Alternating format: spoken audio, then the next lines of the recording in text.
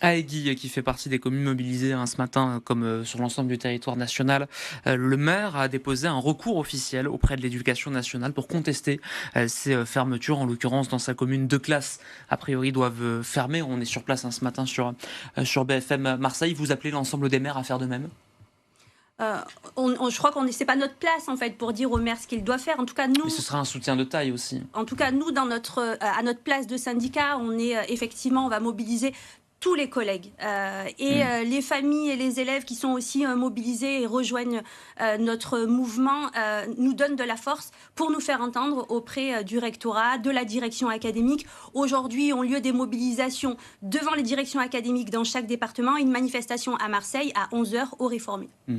Est-ce que cette succession de mobilisations ne risque pas de, comment dirais-je, de brouiller un peu le message et d'en fait, on enchaîne des mobilisations, ça risque un peu au final de s'atténuer, même si on ne parle pas là du nombre de participants, mais comment dirais-je, de l'audience que peut avoir vos revendications et du poids, l'impact que peuvent avoir vos revendications. Je dirais à l'inverse que la particularité de cette mobilisation, c'est qu'elle s'est construite dans le temps, comme je vous disais, depuis le mois de janvier, mais bien avant, on a alerté sur ce budget 2026. Mmh. Et au contraire, ça lui donne de la force et on se projette sur la rentrée prochaine. Mmh. Vous le disiez, l'ensemble des parties prenantes sont aujourd'hui mobilisées, hein, que ce soit les personnels éducatifs, les enseignants, les parents d'élèves aussi. Cette unité, il faut la souligner, ça montre un ras-le-bol général.